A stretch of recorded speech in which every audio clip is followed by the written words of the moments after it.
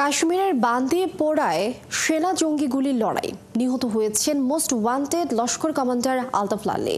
কাশ্মীর পরিস্থিতি নিয়ে গোয়েন্দা ব্যর্থতার কথা স্বীকার করে নিয়েছে ভারতের কেন্দ্রীয় সরকার। পাল্টা পদক্ষেপ হিসাবে ভারতের সাথে বাণিজ্য, আকাশসীমা এবং সার্ক ভিসা বন্ধ সহ 8টি পদক্ষেপ নিয়েছে পাকিস্তান। গাজায় পুলিশ স্টেশনে ইসরায়েলি হামলায় হতাহত ফিলিস্তিনিরা। এরপরও হামাস বিরোধী বিক্ষোভ জোরালো হচ্ছে সেখানে। পুতিনকে থামতে বললেন ট্রাম্প। সৌদি আরবের সাথে $100 বিলিয়ন অস্ত্র চুক্তি চায় যুক্তরাষ্ট্র। দর্শক জানাবো সেই খবরও। বিশ্বের নানা প্রান্তের এমন সব খবর নিয়ে বিশ্বযুগের আজকের আয়োজনে স্বাগত জানাচ্ছি আমি লিনি আফরোজ। কাশ্মীরের বান্দিপোরায় সেনা জঙ্গি গুলির লড়াইয়ে most wanted Lashkar commander Altaf নিহতের খবর প্রকাশ করেছে ভারতীয় গণমাধ্যম। এদিকে কাশ্মীরে বন্দুকধারীদের হামলার পর নিয়ন্ত্রণ রেখার বিভিন্ন স্থানে বৃহস্পতিবার রাতে পাকিস্তান গুলি চালিয়েছে বলে দাবি করেছে ভারতীয় সামরিক সূত্র। বিস্তারিত মনিরুজ্জামান বাবুর প্রতিবেদনে। পেহেলগামের রেশ এখনো কাটেনি, তবে এর মাঝেই নিয়ন্ত্রণ রেখা এলওসিতে ভারতীয় ছাউনি লক্ষ্য করে গোলাগুলি শুরু করেছে পাক সেনারা। শুক্রবার ভোর রাতে এই ঘটনা ঘটেছে। তবে পাক গোলার জবাবে পাল্টা গুলি চালিয়েছে ভারতীয় সেনারাও। এতে কোনো হতাহতের ঘটনা ঘটেনি। এদিকে কাশ্মীর বন্দিপোরার নিয়ন্ত্রণ রেখার অদূরে নিরাপত্তা বাহিনীর সঙ্গে গুলির লড়াইয়ে মৃত্যু হয়েছে পাক সন্ত্রাসবাদী গোষ্ঠী লস্কর-ই তৈয়বার শীর্ষস্থানীয় কমান্ডার আলতাফ লাল্লির। সেনা সূত্র উদ্ধৃত করে ভারতীয় গণমাধ্যমে প্রকাশিত খবরে এই দাবি করা হয়েছে। এদিকে পেহেলগামে জঙ্গি হামলার সাথে জড়িত সন্দেহে লস্কর-ই তৈয়বার সঙ্গে যুক্ত দুইজনের বাড়ি বিস্ফোরণ দিয়ে উড়িয়ে দিয়েছে ভারতীয় নিরাপত্তা বাহিনী এবং জম্মু ও কাশ্মীর প্রশাসন। কাশ্মীরের অন্তনাগ জেলাতে বাড়ি এই দুইজনের। একজনের নাম আসিফ শেখ এবং অপরজনের নাম আদিল হোসেন ঠোকর। এমন পরিস্থিতিতে ভারত ও পাকিস্তানকে সংযত হওয়ার আহ্বান জানিয়েছেন জাতিসংঘের মহাসচিব অ্যান্টনিও গুতেরেস। মনিরুজ্জামান বাবু, একাত্তর। কাশ্মীর পরিস্থিতি নিয়ে সর্বদলীয় রুদ্ধদ্বার বৈঠকে গোয়েন্দা ব্যর্থতার কথা স্বীকার করে নিয়েছে ভারতের কেন্দ্রীয় সরকার। এ সময় স্বরাষ্ট্রমন্ত্রী অমিত শাহ বলেছেন, এই ঘটনায় কোথাও না কোথাও ব্যর্থতা রয়েছে, সেটি খুঁজে বের করতে হবে। বৃহস্পতিবার সন্ধ্যা 6টা থেকে শুরু হওয়া বৈঠক শেষ হয় রাত 8টা নাগাদ। তবে বৈঠকে ছিলেন না বৈঠকে প্রধানমন্ত্রী নরেন্দ্র মোদী। এরপরও প্রায় 2 ঘন্টা ধরে চলা বৈঠক শেষে উদ্ভূত পরিস্থিতিতে মোদী সরকারের নেওয়া সব পদক্ষেপের পূর্ণ সমর্থন দিয়েছেন লোকসভার বিরোধী দলনেতা রাহুল গান্ধী। এমনকি শুক্রবার কাশ্মীরে যাওয়ার সিদ্ধান্ত নিয়েছেন তিনি। এর আগে কাশ্মীরে হত্যাকাণ্ড নিয়ে যুক্তরাষ্ট্র, রাশিয়া, ব্রিটেন, ইউরোপীয় ইউনিয়ন সহ বিশ্বের 20টি দেশের কূটনীতিকদের নিয়ে বৈঠকও করেছে ভারত। এমনকি তাৎপর্যপূর্ণ ওই বৈঠকে উপস্থিত ছিলেন সম্পর্কে টানাপোড়েনে থাকা চীন এবং কানাডার কূটনীতিকরাও। এদিকে পাক রেজেন্সের হাতে আটক বিএসএফ জওয়ান পিকে সাউকে ফিরিয়ে আনতে উদ্যোগ নিয়েছে ভারত।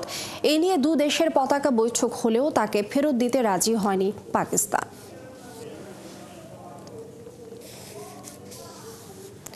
ভারতের প্রধানমন্ত্রী নরেন্দ্র মোদী কাশ্মীরে পর্যটকদের উপর প্রাণঘাতী হামলার কড়া প্রতিক্রিয়া জানিয়েছেন। তিনি বলেছেন, হামলাকারী ও তাদের মদতদাতাদের খুঁজে বের করে শাস্তি দেওয়া হবে। বৃহস্পতিবার ভারতের পূর্বাঞ্চলীয় রাজ্য বিহারে এক সমাবেশে মোদী কাশ্মীরের পেহেলগামে নিহত 26 জনের স্মরণে হাত জোর করে প্রার্থনা করেন। তিনি বলেন, তারা অবশ্যই শাস্তি পাবে। এই সন্ত্রাসবাদীদের যেটুকু জমি আছে তা ধুলোয় পরিণত করা হবে। 140 কোটি ভারতীয় সংকল্প এই সন্ত্রাসীদের মেরুদণ্ড চূর্ণ করে দেবে। এই সময় হামলাকারীদের পরিচয় বা পাকিস্তানের নাম উল্লেখ না করে মোদী আরও বলেন, প্রয়োজনে হামলাকারীদের পৃথিবীর শেষ প্রান্ত পর্যন্ত তাড়া করে খুঁজে বের করা হবে। যদিও তিনি হামলাকারীদের পরিচয় বা পাকিস্তানের নাম উল্লেখ করেননি, তবে পুলিশের তথ্যে জানা গেছে হামলাকারীদের মধ্যে 2 জন পাকিস্তানি।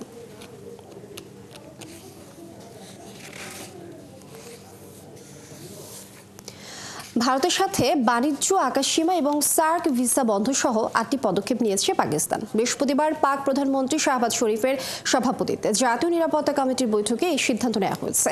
এই সময় ঐতিহাসিক সিমলা চুক্তি স্থগিত, ওয়াগা সীমান্ত বন্ধ সহ ভারতীয় হাই কমিশনের কর্মকর্তাও কমানোর নির্দেশ দিয়েছে ইসলামাবাদ।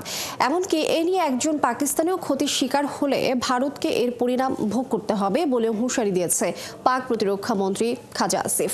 আরও জানাচ্ছেন মাহফুজুর রহমান। ভারতের কাশ্মীরে বন্দুকধারীর গুলিতে পর্যটক নিহতের ঘটনায় পাকিস্তানের সাথে সম্পর্কে তুমুল উত্তেজনা বিরাজ করছে দুদেশের। পাকিস্তানের বিরুদ্ধে ভারতের একাধিক পদক্ষেপের জবাব দিতে জাতীয় নিরাপত্তা কমিটির সাথে জরুরি বৈঠক করেছেন পাক প্রধানমন্ত্রী শাহবাজ শরীফ। এক বিবৃতিতে পাকিস্তান বলছে, ভারত দেশটির সাথে বেপরোয়া ও দায়িত্বহীন আচরণ করছে। এর মধ্য দিয়ে আন্তর্জাতিক আইন, জাতিসংঘের নিরাপত্তা পরিষদের সিদ্ধান্ত এবং আন্তর্জাতিক বাধ্যবাধকতাকে বৃদ্ধাঙ্গুল দেখানো হয়েছে। তাই পাল্টা পদক্ষেপ হিসেবে অবিলম্বে ওয়াগা সীমান্ত চৌকি বন্ধ করছে পাকিস্তান। দেশটি বলছে, এই পথ দিয়ে ভারত থেকে সব ধরনের চলাচল বন্ধ থাকবে। বৈধভাবে যারা এই পথ দিয়ে পাকিস্তানে প্রবেশ করেছেন তাদের 30 এপ্রিলের মধ্যে বেরিয়ে যেতে হবে। ভারতীয় নাগরিকদের দেয়া সব সার্ক ভিসা বাতিল করেছে পাকিস্তান। এই ভিসার আওতায় পাকিস্তানে অবস্থানরত সব ভারতীয় নাগরিকদের 48 ঘন্টার মধ্যে ইসলামাবাদ ছাড়তে হবে। অবশ্য শিখ ধর্মাবলম্বীদের জন্য এটি প্রযোজ্য নয়।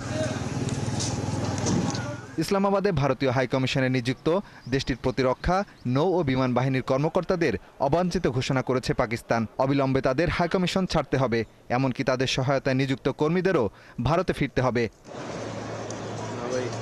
ইসলামাবাদে ভারতীয় হাইকমিশনে কর্মকর্তার সংখ্যা 30-এ নামিয়ে আনার নির্দেশ দিয়েছে পাকিস্তান।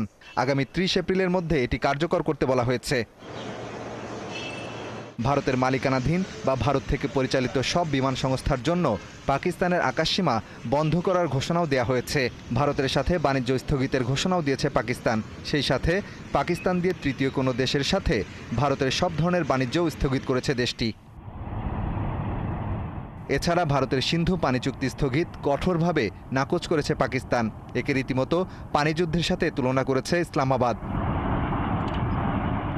এদিকে চলমান উত্তেজনার মধ্যে বাংলাদেশ সফর স্থগিত করেছেন পাকিস্তানের উপপ্রধানমন্ত্রী এবং পররাষ্ট্রমন্ত্রী। মাহফুজুর রহমান, ৭১। গাজায় ইসরায়েলি হামলায় একদিনে কমপক্ষে আরও 60 জনেরও বেশি ফিলিস্তিনি নিহত হয়েছেন। আহত হয়েছেন আরও 1.5 শতাধিক। এতে করে অবরুদ্ধ এই উপত্যকাটিতে নিহতের মোট সংখ্যা ৫১,৩৫০ ছাড়িয়ে গেছে।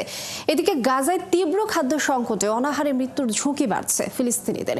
এ অবস্থায় সেখানে দ্রুত ত্রাণ পাঠানোর ব্যবস্থা নেওয়ার আহ্বান জানিয়েছেন বিভিন্ন মানবাধিকার বিষয়ক সংস্থা। গাজায় জোরালো হচ্ছে হামাস বিরোধী আন্দোলন। প্রায় 2 দশক ধরে ফিলিস্তিনের অবরুদ্ধ গাজা উপত্যকা শাসন করে আসছে ফিলিস্তিনের সশস্ত্র গোষ্ঠীটি। গাজার বিভিন্ন প্রান্তে এখন আর কোনো রাগঢাক না রেখেই জনগণ গোষ্ঠীটির বিরুদ্ধে স্লোগান দিচ্ছে। বিক্ষোভে অংশগ্রহণকারীরা বলেন, বিশ্ব গাজাকে হামাস আর হামাসকে গাজা হিসেবে দেখে, অথচ হামাসকে গাজাবাসী নির্বাচিত করেনি। ওরা জোর করে শাসন করছে এবং গাজাবাসীর ভাগ্য তাদের সঙ্গে জুড়ে দিয়েছে। তারা আরও বলেন, হামাসের শাসনের বিরুদ্ধে মুখ খোলা গাজায় অত্যন্ত বিপজ্জনক। সাম্প্রতিক সপ্তাহগুলোতে গাজায় হামাস বিরোধী বিক্ষোভে অংশ নেওয়া 22 বছর বয়সী ওদাই আল রুবাইকে অপহরণের পর মারাত্মক নির্যাতনে হত্যা করা হয়। তার পরিবার হামাসকে দায়ী করেছে। গত বছরও হামাস বিরোধী বক্তব্যের জন্য আমিন আবেদকে মুখোশধারীরা পিটিয়ে হাড় ভেঙে ফেলে। ফিলিস্তিনি মানবাধিকার কমিশন এই ঘটনাকে বিচার বহির্ভূত হত্যাকাণ্ড হিসেবে বর্ণনা করেছে।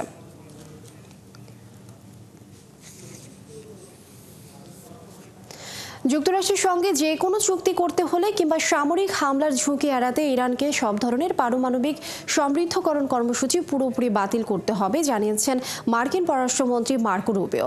রুবিও জানান, ইরান যদি প্রেসিডেন্ট ডোনাল্ড ট্রাম্পের সঙ্গে আলোচনা করে একটি চুক্তি করতে চায়, তাহলে ইউরেনিয়াম সমৃদ্ধকরণের মতো পারমাণবিক কর্মসূচি প্রত্যাহার করতে হবে।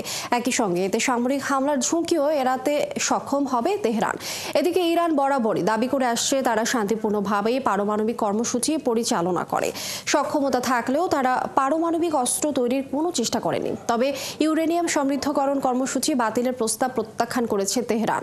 ইরানের পারমাণবিক কর্মসূচি বন্ধ করার লক্ষ্যে ট্রাম্প তার প্রথম মেয়াদে একতরফাভাবে যুক্তরাষ্ট্রকে 2015 সালের পারমাণবিক চুক্তি থেকে বের করে নিয়ে আসে। দ্বিতীয় মেয়াদে হোয়াইট হাউসে ফিরেই ইরানকে চাপে ফেলতে আরও কঠিন শর্ত দিয়ে একটি চুক্তি সম্পাদনের উদ্যোগ নেন ট্রাম্প। ইউক্রেনের রাজধানী কিয়েভ রাশিয়ার সাম্প্রতিক বিমান হামলার পর মার্কিন প্রেসিডেন্ট ডোনাল্ড ট্রাম্প পুতিনের তীব্র সমালোচনা করেছেন। পুতিনকে হামলা থামাতে বলে শান্তি চুক্তি করার আহ্বান জানান ট্রাম্প। চলতি বছরের সবচেয়ে বড় এই হামলাকে ট্রাম্প অপ্রয়োজনীয় বলে উল্লেখ করেছেন। বলেছেন, খুব খারাপ সময় এই হামলা চালানো হলো, কারণ ইউক্রেন যুদ্ধ বন্ধ করা নিয়ে শান্তি চুক্তি করতে কাজ করছে যুক্তরাষ্ট্র। রাশিয়ার প্রেসিডেন্টকে উল্লেখ করে ট্রাম্প বলেন, কিয়েভে রাশিয়ার হামলায় তিনি খুশি নন এবং সময়টাও ঠিক নয়। পুতিনকে থামতে বলে ট্রাম্প বলেন, সপ্তাহে ৫,০০০ সৈন্য মারা যাচ্ছে, শান্তি চুক্তি সম্পন্ন করা জরুরি। এর আগে হোয়াইট হাউস হুমকি দিয়েছে যে যদি শীঘ্রই কোনো অগ্রগতি না হয় তবে যুক্তরাষ্ট্র ইউক্রেন শান্তি চুক্তি নিয়ে আর এগোবে না, তারা তাদের প্রচেষ্টা ত্যাগ করবে।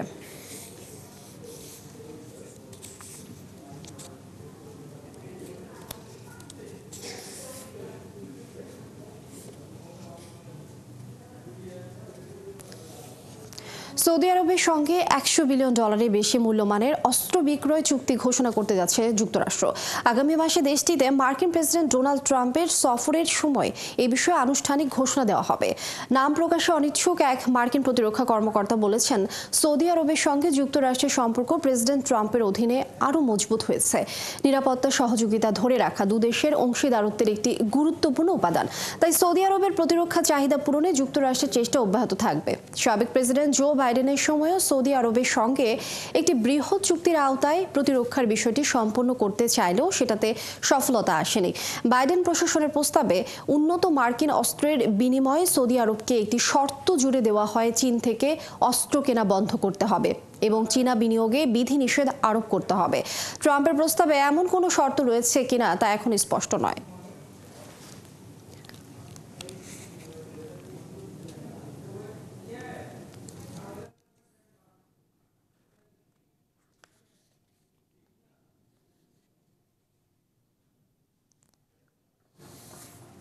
দর্শক, এই ছিল আজকের আয়োজনে। কাল একই সময় আবারও হাজির হবে বিশ্বযোগ। চোখ রাখুন ৭১ ফেসবুক পেজে এবং সাবস্ক্রাইব করুন ৭১ ইউটিউব চ্যানেল। থাকুন ৭১ সাথেই।